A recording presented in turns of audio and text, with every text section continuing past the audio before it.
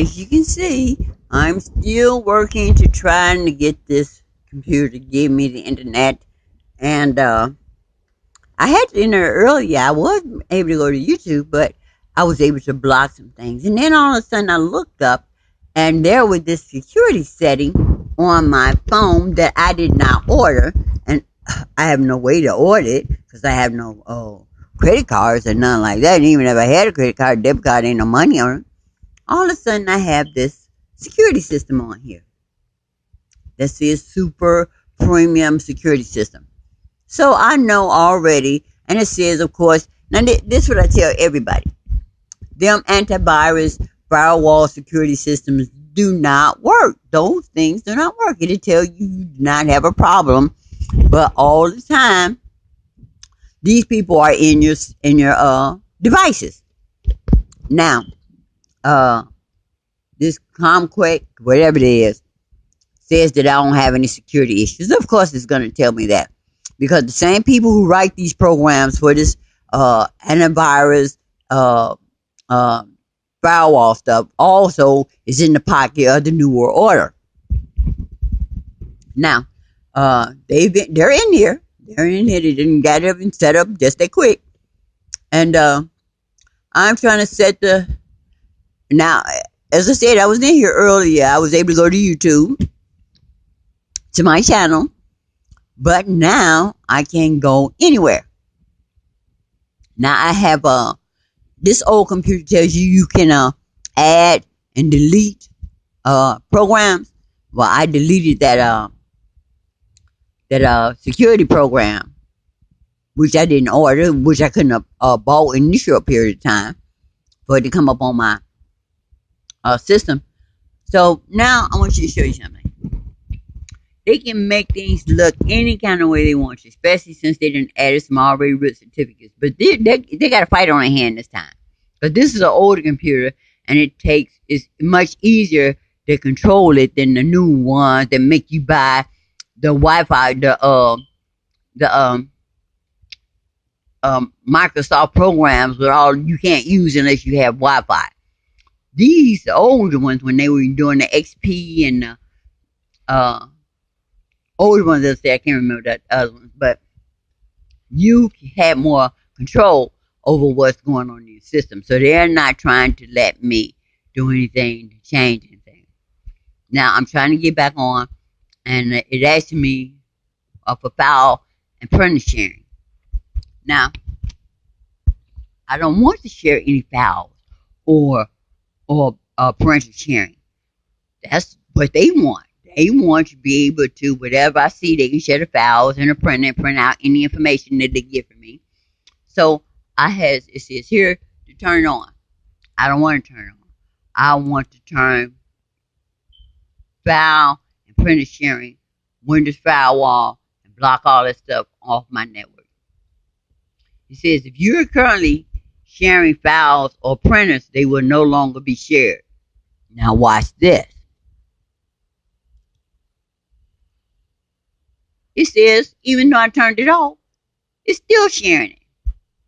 Firewall enable internet connection sharing. So, that's not supposed to be possible. So they will not let me block this computer from sharing my information. Isn't that something? No regular hacker can be doing this. Not that quick, since I just set this computer up. So obviously, as I showed you earlier, they have my settings, my speed set way down to 1. So when they shut it down to 1, they came in here and did everything they wanted to get in my computer. So that's Comcast. And they want to continue sharing my files and my information, so they enabled it. Even though I said no, they enabled it anyway. Let's see what happens next.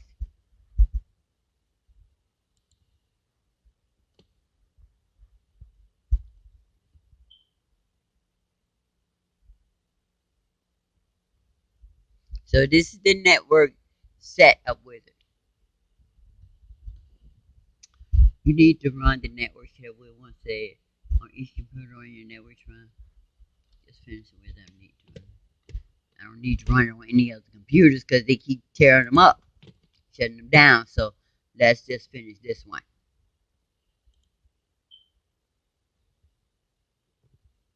You have successfully set up your computer for home or small office networking. For help with home or small office networking, see the topic at Help Center. See other computers? Excuse me. To see other computers on your network, click Start and then click My Network Places. Okay. I need to start it, restart it. Okay. Now, in the meantime, let's get back to where we were before I left. When I was so rude, they cut off because my phone won't charge. So it's been charging up again. I still don't have but about 30% power. 30, 32, something like that. But I think the last thing we talked about was this letter that and see, this is crazy. Satan and these people are so uh, they just put their stuff out in the open. Mark off law. You know, when them creditors, them companies mark off those debts. So they just put it in our face. Mark off law. But let's see what happens with this. Because like I said, I sent them the it wasn't an email, you know, they contact them when you put in what your concerns are. So I sent that. Let's see what happens tomorrow.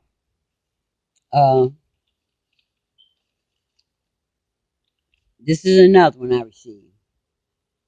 Good faith effect. GFE client portion required. And this is my number. Now, you have to remember, guys, when I left, right before I left, this is November. In October, I went to CETA, this place here, the Community and Economic Development Association of Cook County. I went to CETA to ask them to help me with my bills. As you can see, them bills keep skyrocketing. Even though I wasn't here for the past 2 weeks, the bill got ridiculously high. So I asked in October, in October, I received a disconnection notice from ComEd saying that they were going to cut off my lights. Let me go lay down for a while. They were going to cut off my lights because my bill was due. And as I told you guys, they keep padding it and padding it. So I went to CETA. I called CETA in August and told them I needed some help. I called them in September and told them I needed some help paying the bill. Number one, this is how they do again. They do not want to answer the phone. So I will be on the phone for 4 and 5 hours trying to get through. And then they let me hold for a little while. And then all of a sudden I get disconnected. So I would have to call back. I'd have to call back and wait on the phone hours again. Because they had me waiting all the time. Then they disconnected me. But I didn't care if I was at home. Because I would just plug up my phone on the charger and put it on speaker and just let it ring. Hours and hours. Because as long as it's on the charger and on speakerphone, I can tell. I can go around the house, do my work, and then come back to the phone when somebody answers. So then when I finally got through, they gave me some addresses of where to go to fill out the application. Gave me some wrong addresses. I found out that those places weren't there, or those places, or the one that I went to in the past about 4 or 5 years ago. Yeah, about 3 years ago. Well, I went to about 3 years ago. They told me that one was no longer open and was closed. So they gave me some new addresses, and I went to those addresses, and those places didn't exist. They did not exist. So they kept sending me on wild goose chases. So I called ComEd and Nightcore, and I told them there was a problem with me finding a place to apply for assistance. I asked them, was there any other programs? And then Nightcore and ComEd was telling me that there are programs that offer assistance that they had. It would be a one-time deal that they can pay the bill, and that's it. But as soon as I asked for the assistance, now they got to remember they keep sending me these letters, and I keep hearing this information on the phone saying that we have help. So I called them and asked them about their system, and mysteriously, again, their assistance programs had ran out of funds. Neither one of their programs had funds available. Now, if you don't have any funds available, why are you clearly saying that we offer assistance? That we're still, if you're out of funds, you should say we just go to Cedar. We no longer offer assistance. Really? So, from September to October, I was still trying to find a place to go. And I started recording saying that y'all keep giving me misinformation. I went to Riverdale Township here in Riverdale. City Township. And they gave me a wrong address. So when I called back to see the office downtown, and you can tell it was clearly not downtown. No phones, nobody would pick up at any extension. You can just tell it was it's bogus. And if you call the company and they have different programs, at least one of those extensions, because there were some that have 4 or 5 extensions, and all of them have voicemails. Is that possible? Where you can have Cedar offices, and every extension you call is voicemail. Nobody picks up on any of the phones. So I complained about that too. That how could I keep calling all these Cedar offices and no one answering the phone?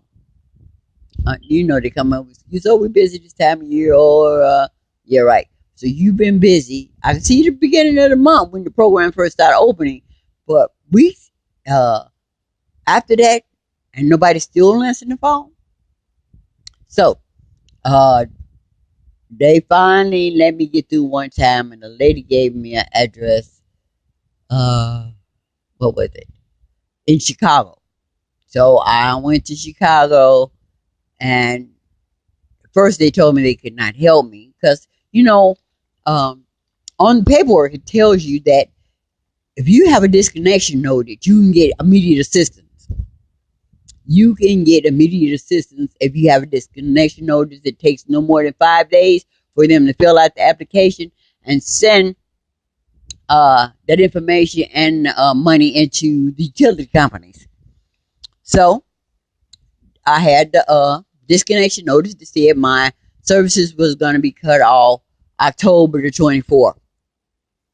So I went in. They say, now, I forgot and left the disconnection notice at home. And, excuse me, they were trying to find a way not to give me the immediate assistance. So I called ComEd and asked them would they send me a fax, another copy, or fax the disconnection notice paperwork to the seat office. And the lady there told me they could not do that. That they don't have no paperwork about a disconnection notice. Isn't that remarkable? The ComEd sent me a disconnection notice and they have no record of it? Okay. So the guy, even though he know I didn't have the disconnection notice, he heard me talking to ComEd, so he approved it for me, saying that it was right that there was a disconnection notice, that was proven. So 2-3 days later, I called back and I wanted to email them a copy of the disconnection notice. And none of these offices say they have email address. And that's amazing to me. And I think I put a video up before about how these lawyers would have their email addresses so I could not scan a document and send it to them. They know how limited my funds are, so they wanted me to try to run all over town and pay for documentation being sent here and sent there. And I think one time they charged me like $6 to fax something. So they know what's in my pocket and my purse. So they know I didn't have the funds to go around, catch a bus, and pay for faxing something. But it's legal for you to scan something and send it in an email. But these lawyers don't do that. I have to research try to find the numbers email so it can cost me less money by taking a picture of it and then faxing it to the lawyers or whoever's office. So they do everything they can not to make it convenient for you to communicate with them. So see, the officers say they didn't have emails. Even the police stations say they don't have emails. The telephone companies say they don't have emails. Nothing where I can contact somebody and wait for somebody to contact me back. Now, the phone companies say they don't have corporate office numbers. So they'll give me an email, and I email these offices, corporate offices, and I've never heard back. Like all these, I've never heard back. Boost, I've never heard back. Walgreens, I've never heard back. All these companies never contact me back through the email. So that's why I like to have a telephone number so I can talk to a person live and record it. But they say none of these companies, even Google, YouTube, Walgreens, Booz, AT&T, none of them have corporate Comcast, none of them have corporate numbers. Now, how do you have all this technology, all these big businesses, big buildings, and you don't have telephones there? That's weird to me. But as I said, CETA did not have an email, so they wanted me to fax it, which they knew I could not do. They know every move I make. Like I said, they know what's in my pocket. They know there's no way I could take a bus anywhere. There's no fax places in this area. So they knew, that's why I asked for an email. They since it was approved, they really didn't need the copy. I found out days later. But I called them to see what had happened because it was after the 5 days that the paperwork was supposed to be in process. And she told me that they got the information. I read her my reference number. There it is. What is that? 54. Let me turn some light on the subject.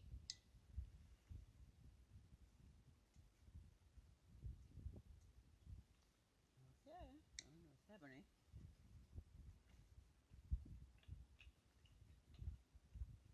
Okay, well, I just had to do with that. Like 5425592 number.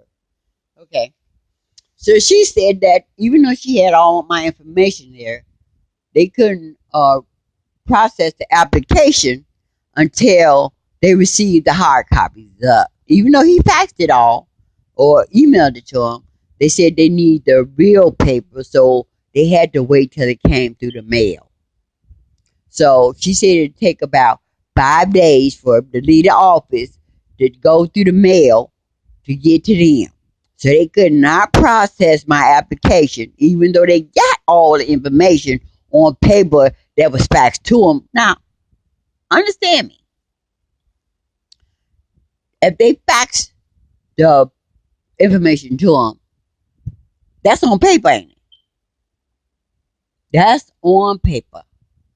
So, but they could not process it until he mailed in the copies that he made from my paperwork so they could process it. So they couldn't process it from a copy that he made. They had to process it. They couldn't process it from a copy that he sent them. They had to have the original copy that he made. Does that make any sense? Did you have to wait there to go through the mail for some paperwork that you already had the same exact information on?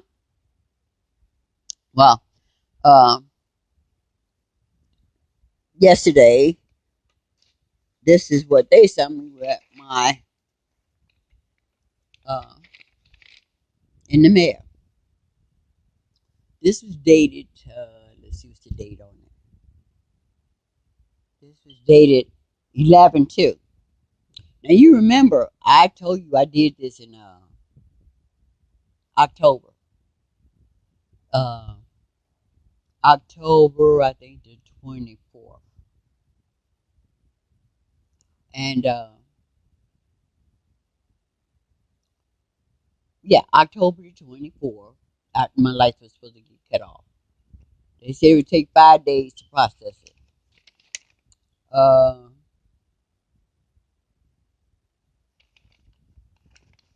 and since it's an emergency, since my I had a disconnection notice, they were supposed to pay it as quickly as possible, 3 to 5 days. Now, uh, this is dated November the 2nd, and it says good faith affects my portion. I have to pay a portion on the bill in order for them to pay the rest. Now,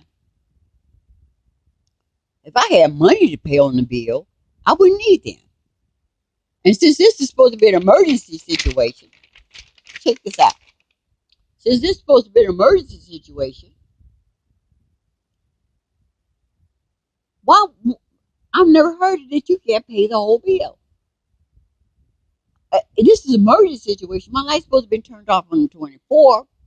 You give me a letter dated the 2nd, but that doesn't mean anything because they have put strange dates on my mail before. Because, guys, remember, I didn't leave this area of my house until November 7th. And on the 7th, this was not in my mailbox. So they just mailed this recently and backdated it. Because if they mailed it it's printed on the 2nd, and on the 7th, I still hadn't received it. Now, if they were supposed to pay the portion, if they were supposed to pay the bill within 5 days from the time that I put the application in, since my lights was supposed to be shut off on the 24th, how many days is that from the 11th? That's 24 to the 31st. That's 9 days. So already they behind in making the payment. They're behind in making the payment. However, my portion is $75. Now there will be $75 on the light bill, $75 on the gas bill. If I'm in an emergency situation where I need emergency funds to pay my bill to keep my services from getting shut off, how is it possible that you think I can come up with $150 to pay the bill, and then someone else says the receipt must be paid in cash or money order at an authorized payment center by the 17th? So you expect me to come up, because this wasn't here on the 7th. You expect me, when I left, you expect me to come up with $150 in 10 days. And it also says, please continue to make regular payments towards your utility services while LIHEAP application is being processed.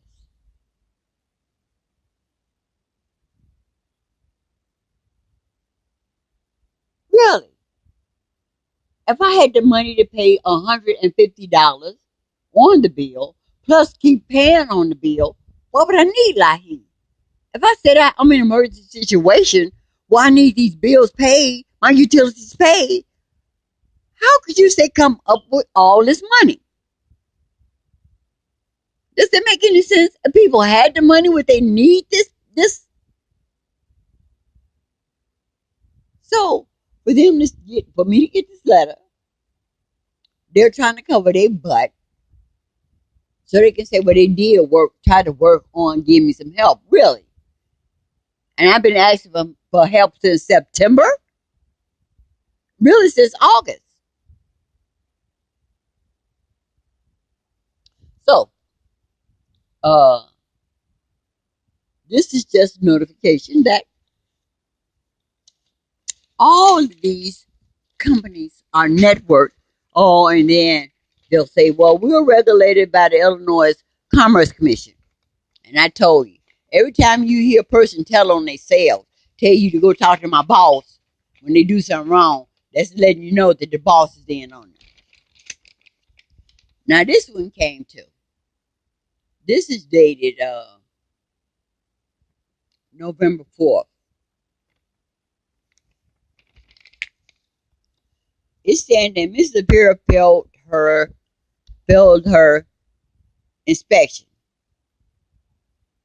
And they're going to give her another chance to get it right. Now, she's already had these people have already come out twice. Quality Inspector Solutions. They came out September 22nd when I called them and complained about all these conditions that weren't fixed. Then they tried to sneakily come out on the 13th because they knew my house was in shambles, which was tore up again. But I canceled it and they came anyway. And then they came back November the 3rd. So there's 3 inspections. She has not fixed anything. And they're giving her another chance. And they're still paying her money. Look at here. They're still telling her on November the 3rd that if she doesn't fix these repairs and call them in, she won't get no money. So she's still getting money. From September, October, November, she's still getting money. And they're going to give her another chance on fixing this apartment up. So there'll be 4 inspections, and she's still getting money. Really? Now, I said all this to say, they really thought I wasn't coming back. They really thought I wasn't coming back in town. So they tried to stick me up. They padded all these bills, gave me this bill from the city of Chicago, which I've never had anything going on in the city of Chicago. No traffic tickets, no nothing. So I don't have any idea what this $2,660 could possibly be. So they figured I wasn't coming back, so they're going to stick me with these high bills. They're going to put a lien on my Social Security check because you know the government can do that. And the city of Chicago is the government, and they can take my money.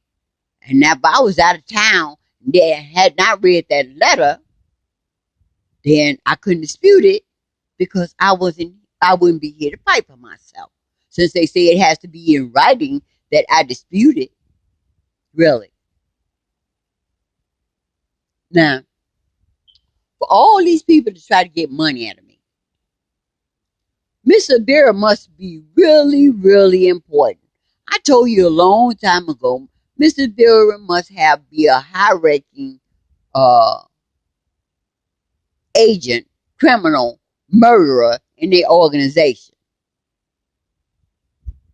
Because number one, how could all these people be harassing me for her? But you know what? Mr. Vera has probably committed so many crimes.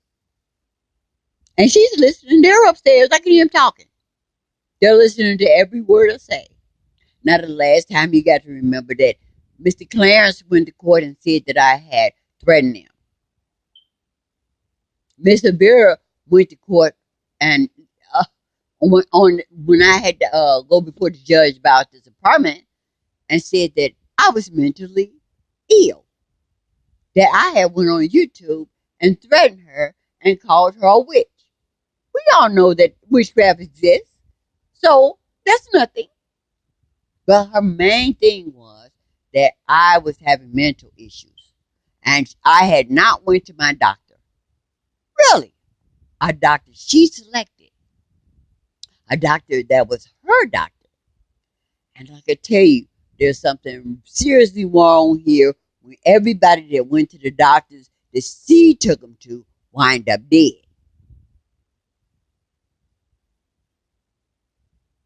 Now, she can't deny that she gave me a bogus 5-day notice with the Lord's, with Psalms 73 written backwards.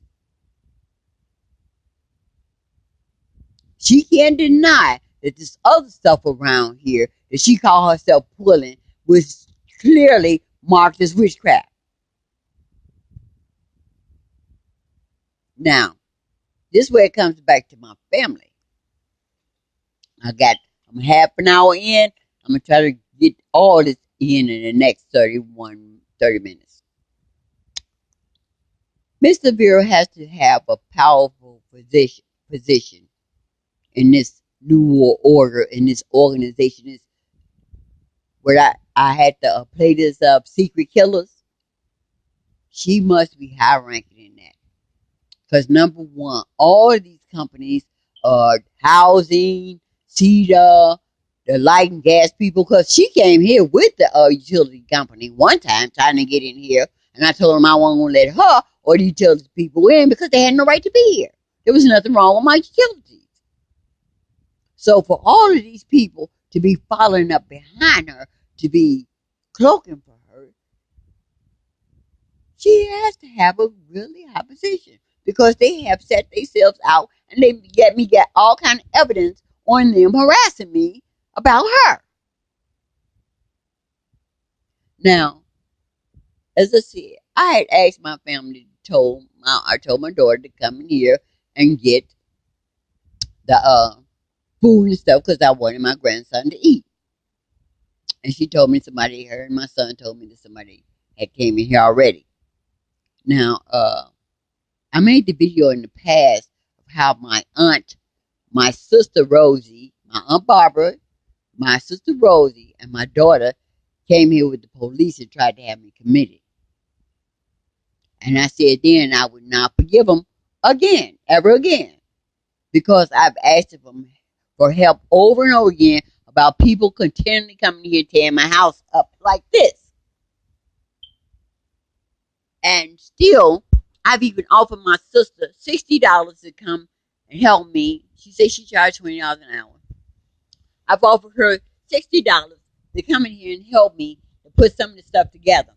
And I got it together because I think I showed you the video right before I left of how I had put my house back together. And look at it again. Look at it again. Just so, but as I said, I forgave my daughter, my son, because he lied to me. He did some things too. I forgave my daughter, my son, my aunt. I didn't really forgive my aunt because me and her not talking, but she said she loves me. But I forgave my daughter, my sister, and my brother, Andre. Even though I know he came in here and did some things too. So the first thing that came to my mind is, if I have to leave this stuff, I want my grandson to eat. Excuse me. So I told my daughter to come pick up this food. I told her where the seeds were in the refrigerator that I had stored. Because if something happened, they're going to be able to grow food if this doesn't last. Now, she told me, her and my son told me that they came here and somebody had been in here, stole things, and that people upstairs had called and told them they were trespassing. And I told you they locked my son out. He was gonna come over here and stay here. That's what he said. He was gonna come stay and check everything out. And the door's locked. So he said he get him through the kitchen window. But when I got back the other day, like I showed you the video of everything tore up, and I blamed the people upstairs for tearing the toilet paper, bags of toilet paper and paper towels up and going in there for all the alcohol, the boxes and cases of alcohol I had in the closet being missing, and some crossbows that were brand new. There were 4 brand new crossbows on the shelf and stuff. So I told my daughter, say, well, get the crossbows because if something happened, they ain't got no guns, you're gonna need protection. I say, get the toilet paper. I say, get the food so my grandbaby can eat. I say, get the crossbows, all the alcohol, because it was bourbon, whiskey, scotch, wine, vodka, gin, anything I could think of. Because you know alcohol is going to be really, really rare in situations, martial law or any other situation. So when I come here on the 20th, and when I came back yesterday, I saw everything was messed up, and I was going to call the police. But yesterday, my brother, no, when I got back here on the 20th, yeah, the 20th, my brother said, as I told you earlier in the last video, he said, no, don't call the police yet. Number one, he said, call your daughter and your son to see what they took out of here before you call the police. So, my brother Randy was here with my brother Fish. They the one who told me to wait to call the police. He told me that my son, Anthony, had came over their house because Anthony's been staying with my brother Randy. He said they came over their house and told them that I said that people can come and pick out what they want. Just come pick up things. You can come get toilet paper and paper towels and just come get what you want. See, I didn't tell him that. Because number one, I told them to come get the stuff that they wanted to feed my grandbaby. And when he told me that they were going to get the food and stuff away, I said, no. I said, if you don't take it, leave it because it's just for I want my grandbabies to eat. But if you don't give away my food. So for him to go spreading the words all over town that y'all can come in here and get anything you want. Come get what you want. My brother also said that. He kept saying, telling my brother, oh, I got to get over there. That compressor over there. I need to get over there and see what's up with that compressor. And my brother said he wouldn't bring it. But he made a way to get over here anyway.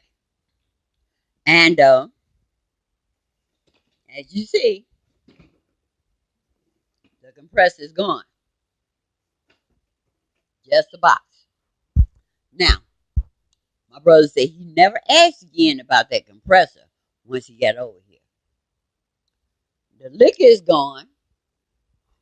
The crossbows is gone, except for the 2 that I had in the back of the dresser because I told my daughter they were behind the nightstand that are already set up. But my daughter said she couldn't find them.